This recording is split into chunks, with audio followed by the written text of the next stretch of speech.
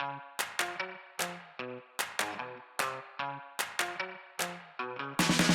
I'm Alvina Ling, And I'm Grace Lynn. and we're book friends. Forever! We're childhood friends, Who grew up to be a children's book editor. and an author and illustrator. Welcome to Book Friends Forever. This is the Chop Suey, TikTok, Agent Questions, Preparing for Travel, and Book Recs with Alison Morris episode. As a reminder, once a month we'll have an odds and ends episode where we cover several topics. And check out our Instagram handle at bookfriendsforever_podcast. Alvina, how have you been? I've been good. I guess we should mention that we have a survey out there. Yes! That I think when you listen to this, it'll still be open. It'll be open till the end of February. So please fill it out. I just put it up today. So I guess my unofficial goal, was to have it up by Lunar New Year. It's technically still Lunar New Year, right? There's 15 days of Lunar New Year. But yes, so now it's up now. And I think last I checked, we had 4 responses already. So Oh, that's exciting. Yay. Okay, well, go to, I guess the best place to look would go to our Instagram. yes, Um, it's in the Book Friends Forever Instagram profile page links Yes. section. It's a I suppose survey we should monkey. probably put it on the website or something, where something stable where people can go find it. Yes. Well, the profile, it's stable enough, but you have to go to the profile and go to the Yeah, links. and you have to yeah. visit Instagram and blah, Yeah. blah, But it's But- yes, it's on Facebook and Blue Sky and Threads as well. All right. So yes, we just had a 3-day weekend. It was President's Day / Family Day. I don't know if they're rebranding it. Anyway, and it was nice. I had some cousins in town because their daughter, who's a senior in high school, is looking at colleges, and her name is Abby. She was very cute because she loves New York. She hasn't been to New York since she was 3. I remember actually they visited my office back then, and they have 3 kids, and Abby's the youngest, and so I think she was in a stroller at the time, and that was the Aw. fiasco when we were saying goodbye. Somehow the 2 younger kids ended up in a elevator without the parents, but luckily security, found them and they reunited. But that's my memory of that time. But she was really excited to be in New York City. So we had dim sum in Chinatown, and she had a friend with her, and they were on a mission to get fake purses, which, but like the real fake purses that are expensive, but of course not as expensive as, I don't know. So they Like had the this good knockoffs. the good knockoffs, and they succeeded. And it was really interesting to watch it happen, because basically they just, when they were approached by someone, they would talk to them. They would look at something on their phone, but they decided they wanted like talk to 3 different, to compare prices. And then eventually they found someone who brought them to a back alley. And anyway, this is illegal. Maybe I shouldn't be talking about it, but it was really fascinating. Yeah. And they I've were very never, exciting. that never even occurred to me as a pastime. No, me neither. And then we ended up having Quinn and Balin, our niece and nephew, stay over for 2 nights, and that was really fun. So their birthdays, by the time this airs, their birthdays will have just passed, but they share a birthday with Stephen and their dad, Which is and bonkers. yes, Twins twins sharing born on the the same birthday. yes. So we took them birthday shopping, and that was fun. And, we had dinners and watched movies, and we just had a good time. Clear with that. 2 sets of twins sharing Yes. the same birthday. Right. Because I think if people are like, of course twins share the same Yes. birthday. 2 sets of twins sharing the Yes, same like birthday. Ling and Ting share a birthday. I didn't want people to be like, Grace, of course twins share the birthday. Sorry, go ahead. And I'm heading to Kindling Words tomorrow, so Oh, yeah. I need to pack. That's going to be one topic. Although for me, preparing for that trip is much less than what trip you're preparing for. But anyway, how have you been? Speaking of, So we had the long weekend, and this is February break for Hazel. So it's like kind of and I didn't plan any trips or anything like that. Usually what we've done in the past February break is that we go to my sister's place and sell cookies. But we are not doing it this time because we did it earlier.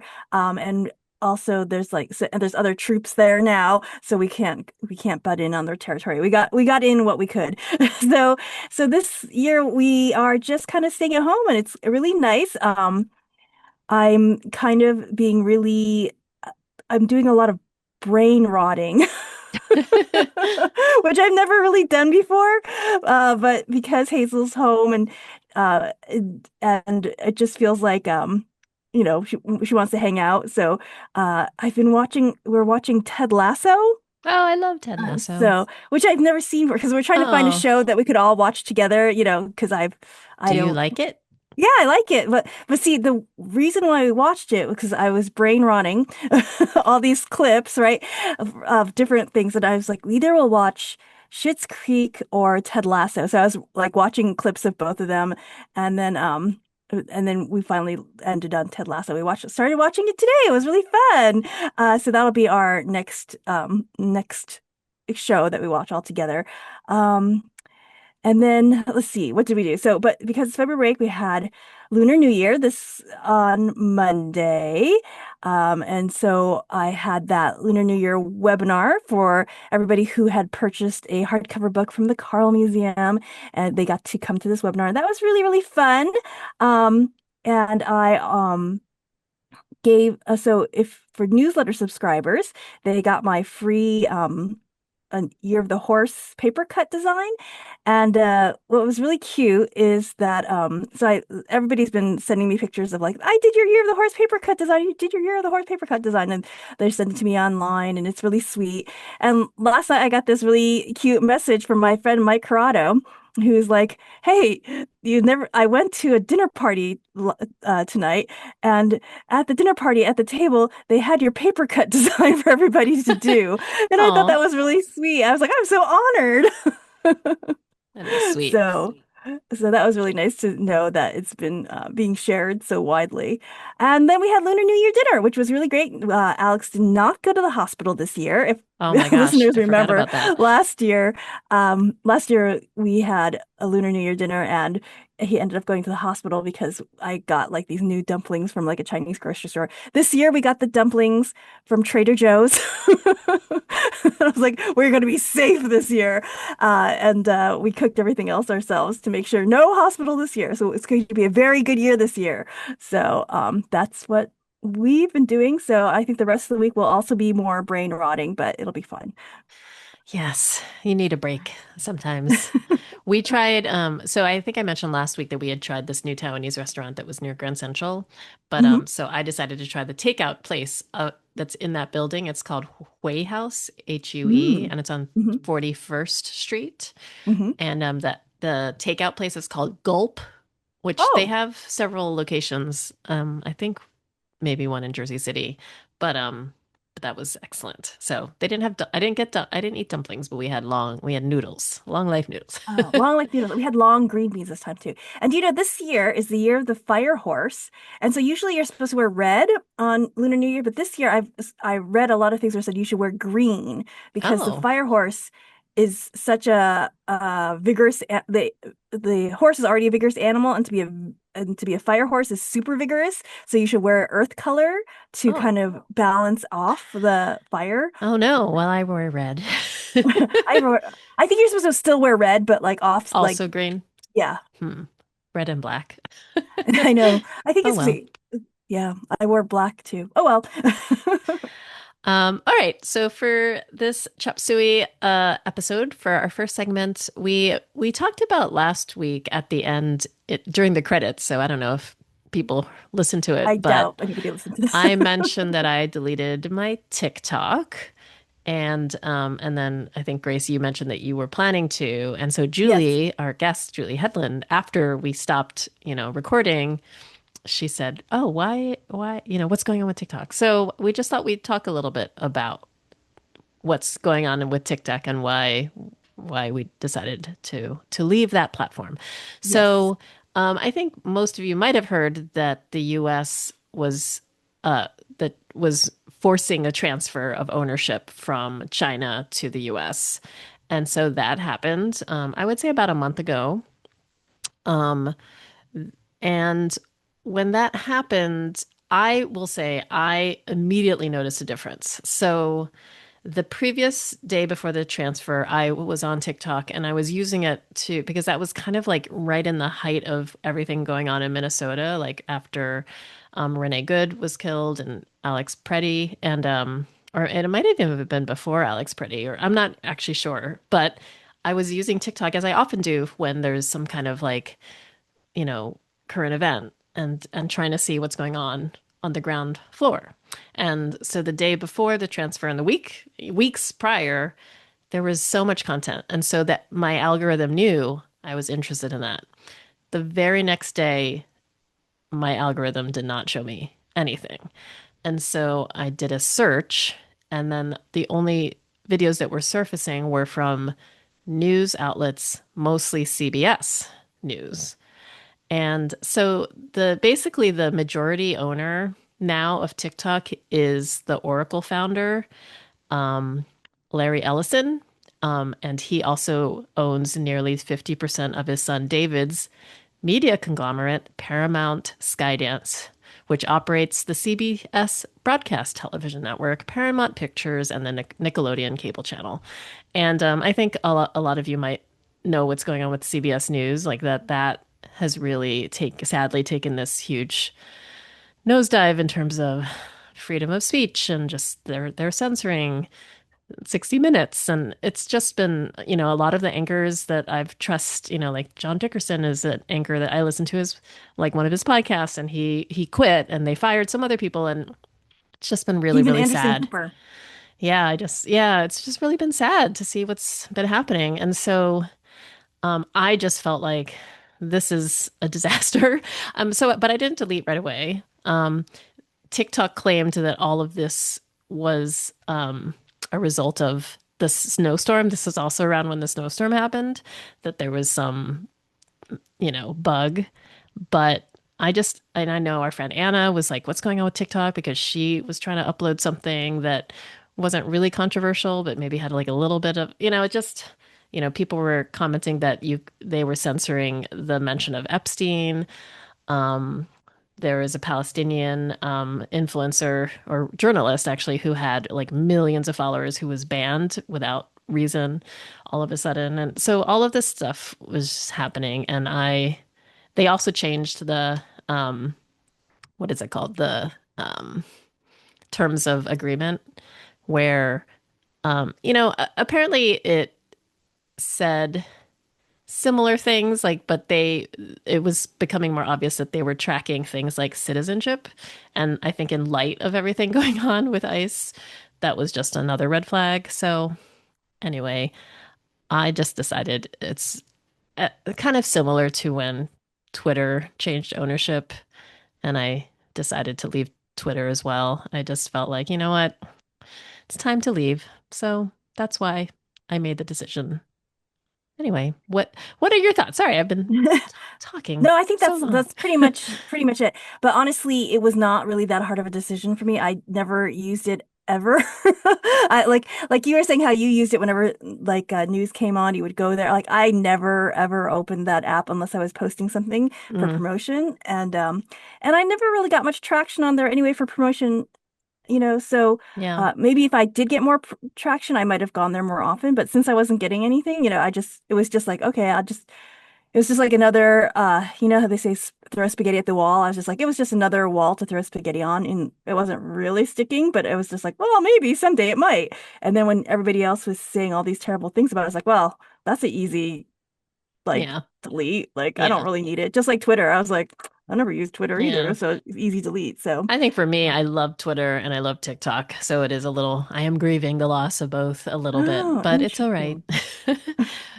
It's probably for the best. It's weird because I've been on Threads a lot more, but it's very weird.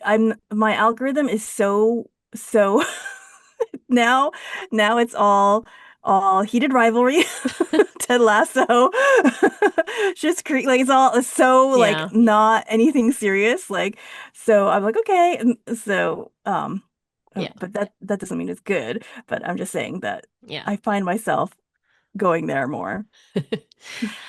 I think I'm more on Blue Sky and then still Instagram. Twitch, Yeah. Threads. I never really liked Threads, so I'm very rarely on Threads. But I feel like Yeah. when I go on Threads, it is mostly publishing, but it's Oh, mostly like it was kind of to me, it was like when Twitter kind of just everyone's just complaining all the time. So oh that's yeah. for See, me, that's how Threads is. I think I don't follow enough people. Well, I probably follow more people on Threads because whoever you follow on Instagram, you follow on Threads. Is that what it is? I think so. Um, Yeah. Or you can set it that way. Yeah. yeah. Honestly, I don't follow that many people either way, so that's why I end up with heated Yeah. rivalry. So I finished Game Changer and now I'm reading Heated Rivalry. Did you think Uh, of Game Changer? I was like, there's just so much to me. I mean, it's probably not that much, but to me, somebody coming from, middle grade, I was like, how much sex is in this thing? I would I was say like, it kept, was kind of overwhelming the amount of sex at the beginning, but it yeah, does yeah. taper a But I little. thought it got sweet. It was really sweet, the Yeah, like so relationship. towards the middle, it's not as there's not as much graphic sex depicted, but it's and yeah, I was invested, I would say, because Yeah, I thought it was really sweet. I didn't really like the narrator as I mentioned of the audiobook, but Oh, did you, I listened to the I saw audiobook. on Threads, Hmm. I saw on Threads that they said the audiobook is horrible. Yeah, I didn't like the narrator, but I still got invested and was fine. Yeah. Yeah. Yeah, Anyway, it's interesting. It's an interesting genre. I can see its appeal. mhm. Um, uh, I don't think I could ever write it.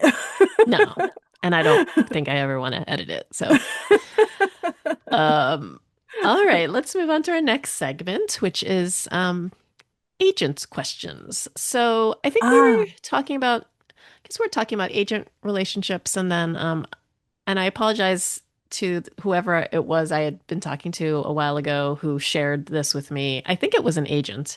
But they were talking about this author who had listed questions to ask your prospective agent.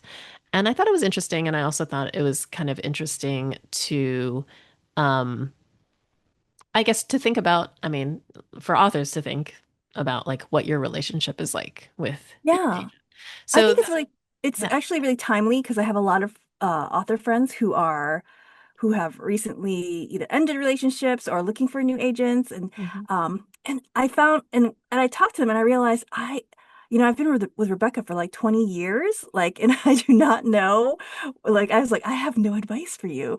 Like, Hmm. I don't know what to tell you. And Yeah. so I think this is a good little segment that we can Yes. go over. So I think there are a lot that exist, but this is from author Anne Zhao, and the website is annzhao.com. And then there's a blog post called Questions to Ask an Agent on the Call. And she mentions that she got a lot of these questions initially from agents Jim McCarthy and Alexa Dunn, but has added to it and adapted it over the years um, to capture other questions that she and her author friends and colleagues wish they could have asked. So I don't think we should read all of them, but maybe we can just talk about. Maybe we should pick one from each. I think what was interesting is how she has it in all these things like questions about your book, questions about the agent's editorial process, questions about the sub, Mhm. and then questions about communication. And I think actually questions about communication should be like number one, honestly, Hmm. from all my uh everything that Right. But I think for if you're brand new and you're not published yet, I think the that's questions about your true. book make sense because you really Yeah. want to know, do they love this book? Do they understand this book? Do they think they Will can they sell the be able to book? sell this book? Yeah. Yeah. So, okay, yeah. So I guess just a few from questions about your book. It's like, do you have any editors or imprints in mind for the submission? And have you worked with any of them before? Was one question. And Yes. things like, I think how many revision rounds do you envision us doing before submission? Which I think is an interesting question, only because it goes to the whole thing like how editorial do you want your agent to right, be, right? which Do is you the want second section, which is yes, questions about the agent's editorial process. which the number one question was, are you editorial? Right. Because some agents don't, there are a lot of agents who used to be editors, and there's some agents who think editorially, but then Hmm. others are just more business and kind of, Yeah, connecting. I think that my relationship with she does with Rebecca, she is a little editorial, but she's mainly business, and I Hmm. think that is what I personally want because probably because we work so well together, so I know that like whatever she says is not going to be as important as what you say.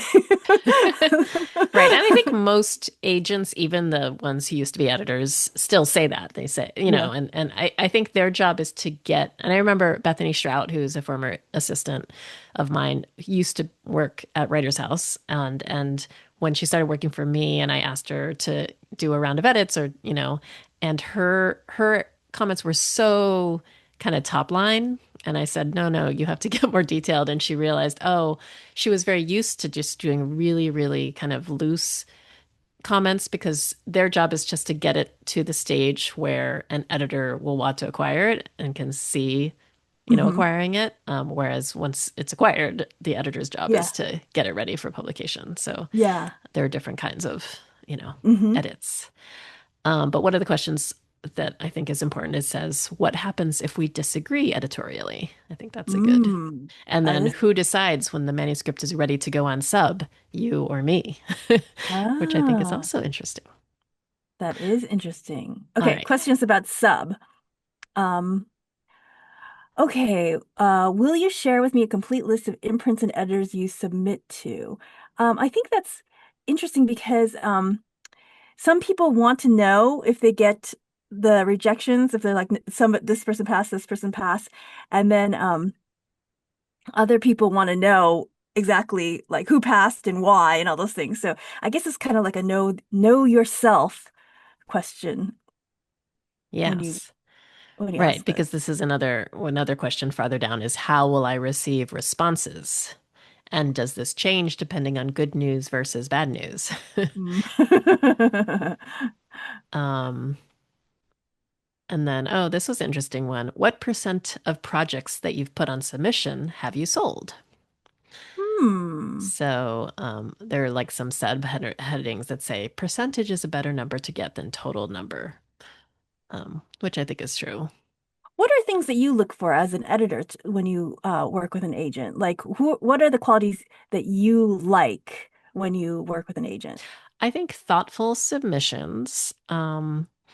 So, I want it to feel like they know what my list is like and what my taste is.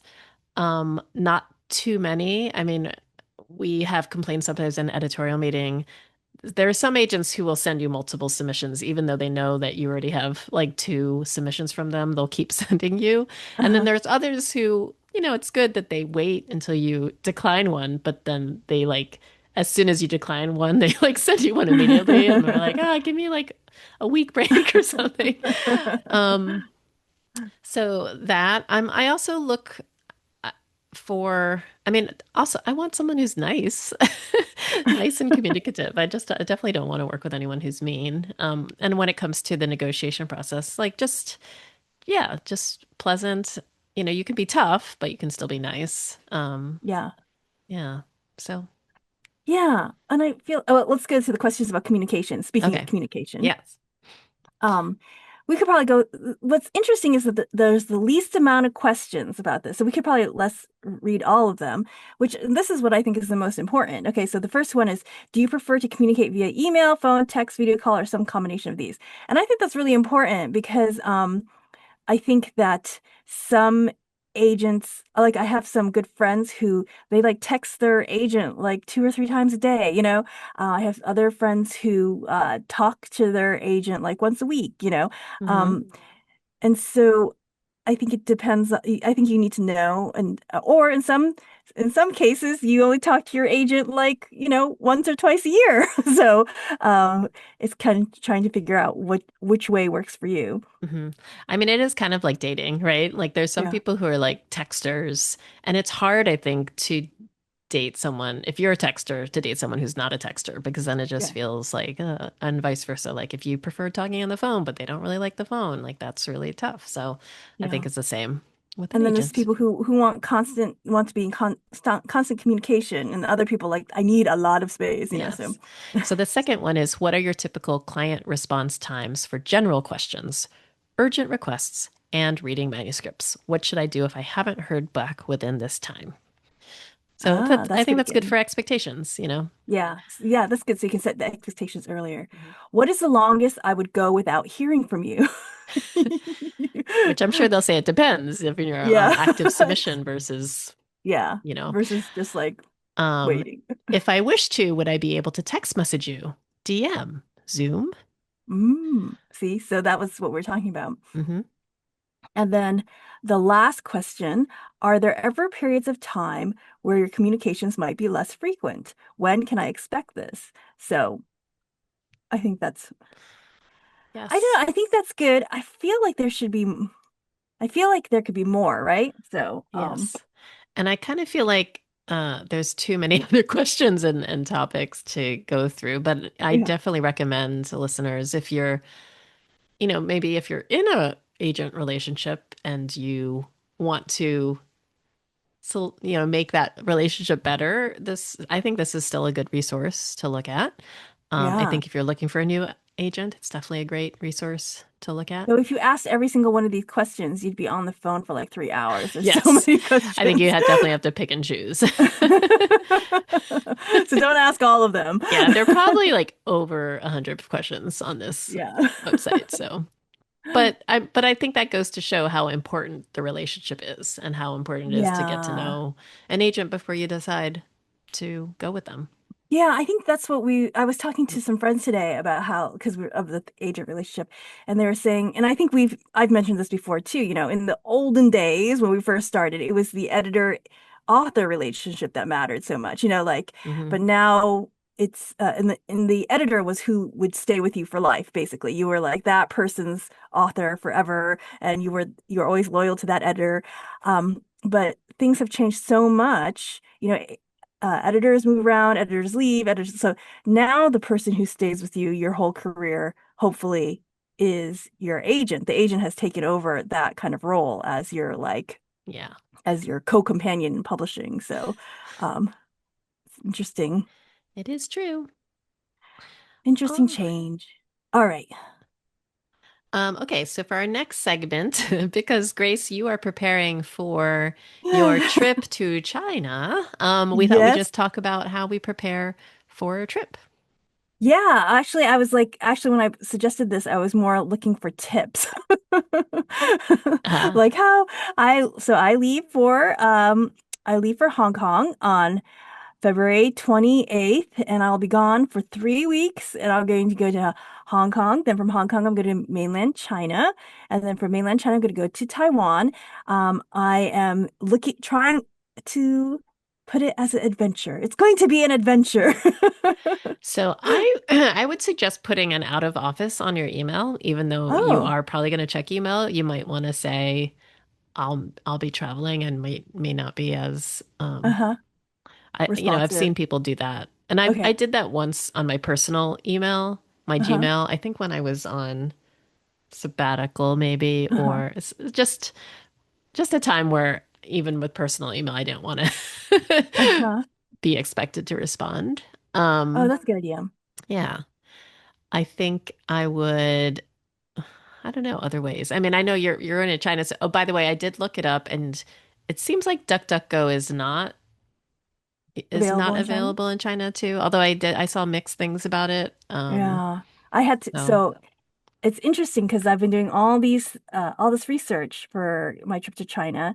And so you can't, I think I might have said this already. So apologies to listeners if you've already heard this, but you can't pay by credit card. You can't pay by, cash. You can only pay with your phone, and you have to pay by Alipay mm, or like WeChat or something like that. Like you have to set it all up ahead of time.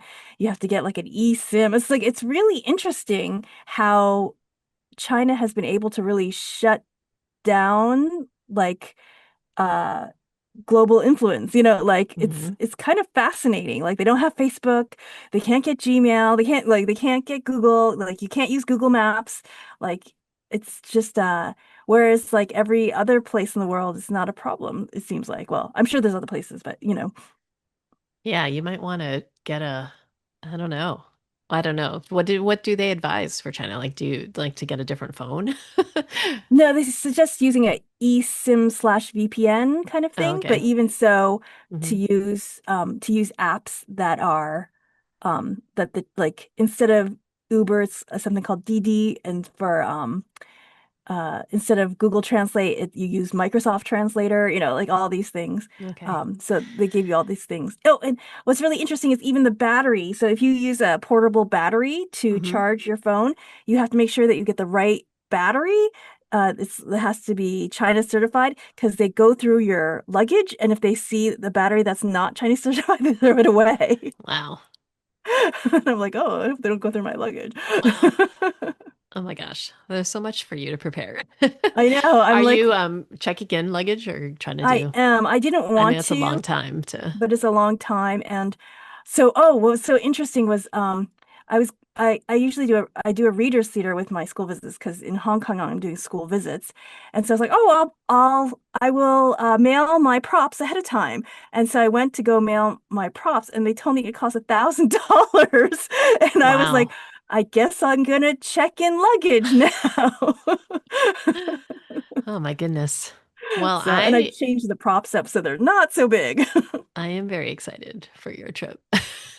Well, how do you prepare for kindling words? Like, is it just it's so easy comparatively? It is, although I'm not prepared at all. So I have to pack. And I think for me, when it's a weekend like that, the decision is, should I just bring like a overnight backpack or do I pack a suitcase? And, I do want to bring exercise, that's always the question is like, whether to Yeah. bring my exercise clothes or not.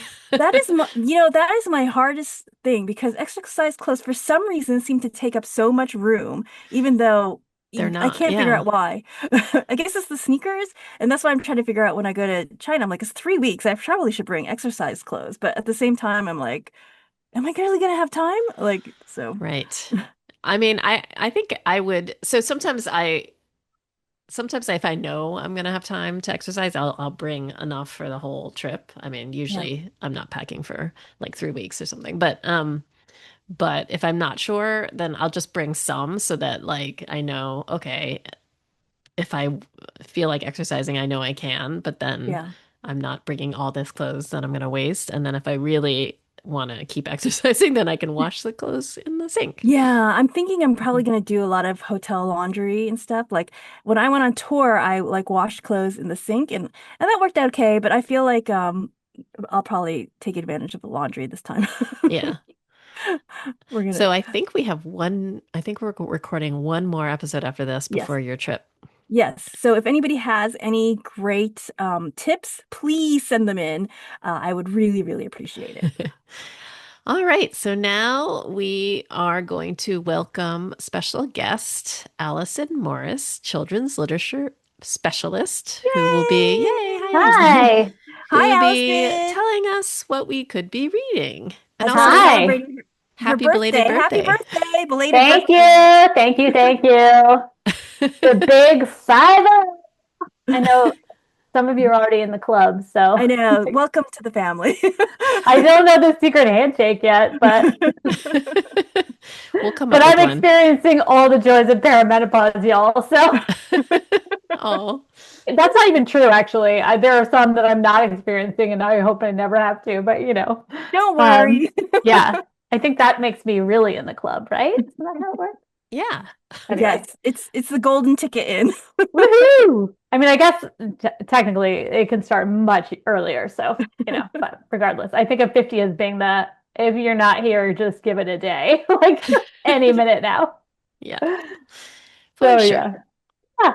All right. What I'm excited to hear what we could be Hi. reading. I love it when I jump in and I'm like, I have no idea what you were just talking about, but I hope you ended on a high note, whatever. We're talking about preparing for trips. So, Yes, Great. because I'm going to China soon. Oh, exciting. Right. I remember you saying before that's coming up. Okay.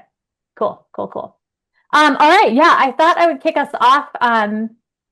because I'm like, literally, I'm like, what month is it? It's February. I don't know how the year is going by so fast. It also occurred to me earlier, I hadn't even seen you guys since the ALA Awards were Oh, announced, because I think we recorded right before that. yeah.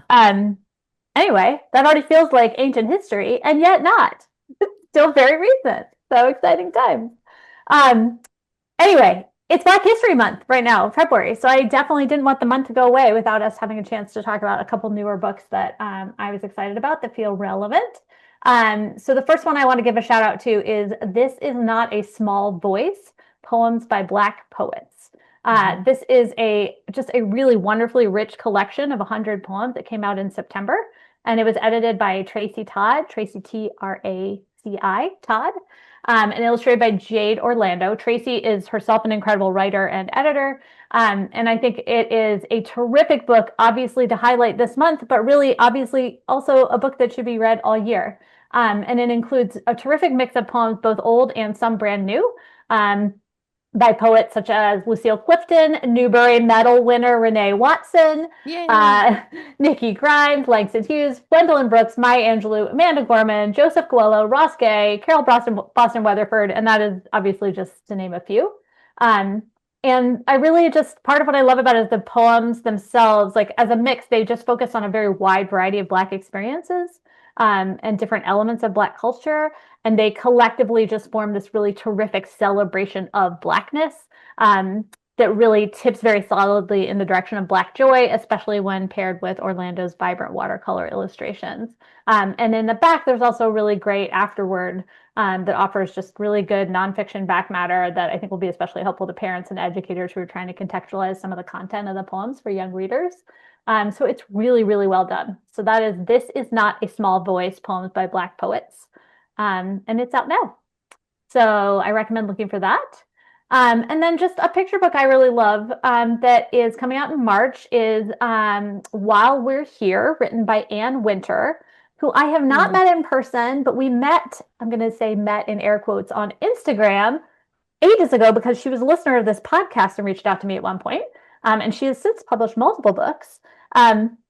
But I really think this book is a delight. It features stunning illustrations, cut paper collage by Micha Archer, whose books I always love. She's local. And Micha is Archer. I know I've never met her in my many Northampton travels, but yeah, I'm a huge fan. Huge fan. Anyway, the book has a sort of, in some ways, it's reminiscent of Ogemora's Saturday, in that here it is also a Black mom and child, and they set out for this epic day in the city, and they wind up having to cope with disappointment along the way. So that's what it has in common with that book. However, in this book, the sort of moment of parenting crisis happens not at the end as it does in Saturday, but in the middle, because mom makes a discovery that, spoiler alert, the birthday party to which they've been rushing happened the day before. No. They are there on the wrong day, so they missed it. So yeah, so they had, that happened yesterday. And so once mom realizes this and they both, have this moment of, oh God, they just slow down. And at this point, they're in the middle of a beautiful city park. And they take the time to just enjoy being in the park that they're in and appreciating the nature all around them. And they just like slowly settle into whatever it is they choose to do spontaneously. So it's just this kind of great book about just being right here, right now. It's this meditation on the healing power of nature, I would say also, but also the benefits of mindfulness. And it's just While We're Here is a perfect title for it. It's like, you know what? While we're here, let's just take advantage of what's all around us. And for those of us who feel like we're rushing all the time, it's just a nice, I think for everyone right now, this is exactly the kind of tone we need, right? Let's just enjoy while we're here. So yeah, it's great. And mom and daughter are clearly much happier when they aren't having to rush somewhere, when they have the time to stop and kind of pay attention to the world around them. So that is While We're Here by Ann Winter and Micha Archer, coming out at the end of March. March 24th is the pub date for that. And also thinking about what's relevant on our calendars. I don't know how much Olympics you guys are watching, but just to say the Paralympic Games start at the beginning of March. The Milano Cortina 2026 Paralympic Winter Games are running from March 6th to 15th. And thinking about that just made me think about, I want to give a plug for a book I talked about on the podcast back in 2021, which is A Sporting Chance: How Ludwig Guttmann Created the Paralympic Games. It's written by Laurie Alexander, illustrated by Alan Drummond. This book was published in 2020, and I loved it then, and I love it now. I cannot recommend it enough. It is just a really compelling middle grade nonfiction biography, but it works great for teens and adults. There's no cap on who I'd recommend it to age-wise. It has full color illustrations, archival photos also, so it is a great kind of visual experience reading this book, but it is this incredibly inspiring story of just a deeply compassionate person, Ludwig Guttmann, who was a doctor during a time when paraplegics were really just considered quote unquote incurables, and they were left bedridden. And he fully believed that they had the right to a full life and could lead full lives, and focused on figuring out how to make that happen and convincing other doctors to do the same. And so he ultimately saved just an incredible number of lives through sports. And he founded the Paralympic Games that are still being played today. And in the back of the book, there's nonfiction features on a variety of different athletes who've competed in the Paralympic Games over decades since then. The games were started in 1960. Anyway, it's terrific. And I just think it's one of those nonfiction books that probably never crossed most people's radars, and that I highly recommend. Then in no particular order, I also wanted to give a shout out to Leslie Newman's new book coming out in March, illustrated by Sarita Rich, which is called Something Sweet, A Sitting Shiva Story. And I just thought this book was so beautifully done. I took detailed notes, and earlier I was like, I probably don't need to say all of these things on the podcast. But this is about the main character is a girl named Lizzie, and her friend Joshua's grandfather has died. And Lizzie and her mom go over to his family's house while the family is sitting Shiva. And Lizzie's not Jewish. She doesn't know about this custom. And it just artfully does a great job of her of showing the things she gets to experience, and contextualizing them in ways that don't feel heavy-handed. So I think it's both a great mirror and a window. But it's also just a really tremendous book about grief, because throughout the book, her character is modeling the things we could do to be supportive of people when they are grieving. Like things a kid can do with another kid, including just following the example or following the lead of the kid who is having that experience. And also this kid is really modeling that you can be sad but still be present. We can feel better by sharing our space and our memories with people who care for us. We can be honest about the things we need from other people and ask for those. So I think it's actually just a tremendous book about grief and loss in general, but also this wonderful window into culture and community. It's also really nice to see a book in which people are not grieving alone. You have this sense of this whole community coming together to be there in support of one another. So I also think it's a great celebration of communities and congregations. So yeah, anyway, I took tons of notes about the specific little things that Leslie did in this book that I thought were wins. But it's great. Great. It's a great book about rituals and traditions too. I'm like looking at my notes. I'm like, I said so many things. It feels tender, authentic, and kid-centered, I said.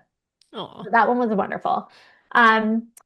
On the Trap Line, this is a book that I had never read before. It was published in 2021, and it won Canada's Governor General Award, but I just stumbled on it a week ago.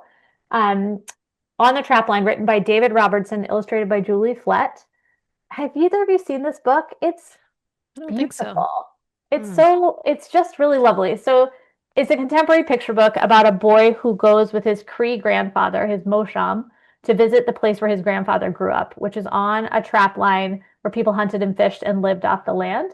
And his Mosham shows him where they shared a tent together, how they caught small animals, takes him fishing with them. And it just has this quiet, I don't know, it's just so artfully done. It has this quiet feeling of sharing and imagining, because the boy is picturing all the things his grandfather is telling him and envisioning life 2 decades in the past and comparing it to his own life now. So it's just a wonderful multi-generational story about appreciating nature again and being connected to the world around us. So in that way, it also feels like a good companion to While We're Here. So that is I love Julie Flett's work too. Her work's so beautiful. Julie Flett's work is beautiful, and it sets just the right tone for this. And I'll just mention one more, and I'm not going to say much about it, but you should read Bored by Felicita Sala, who's one of my favorite illustrators. Just came out in January. It is hilarious. In this age where we aren't bored enough and we have some of our most creative ideas when we're bored, this is a great celebration of that and demonstration of that. Highly recommend. Great. So, yeah. Awesome.